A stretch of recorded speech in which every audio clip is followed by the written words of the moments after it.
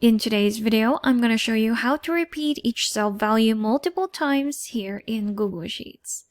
So let's say you want to repeat this across your spreadsheet. Usually what you do is to copy it, then paste, and you just keep on pasting. So if you don't want to do that, what we can do is to concatenate our range right here with our number of columns where you want to spread it or repeat it. So let's start with the equal sign, then select your range that you want to repeat, then ampersand or the and sign, and then select the number of columns for how many times you want to repeat your range.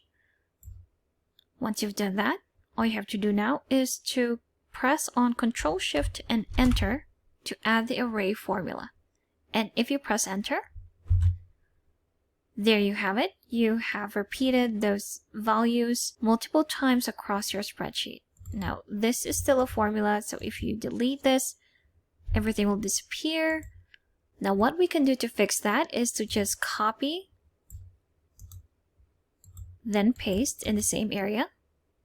Paste as values only.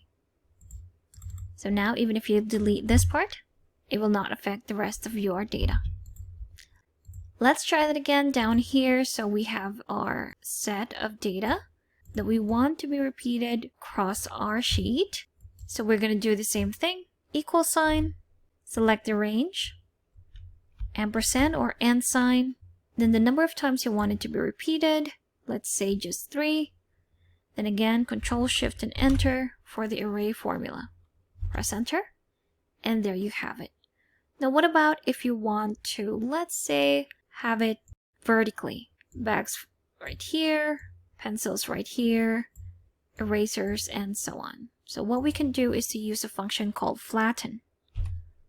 If you type it in, flattens the values into a single column. So select the range that you want to flatten and then just press Enter. And there you have it. So we have 3 bags, pencils, erasers, ball pens, and rulers. And those were the easy ways on how to repeat cell values multiple times here in Google Sheets. Thanks for watching. If you found this video helpful, do leave a like and subscribe for more helpful videos. See you on the next one.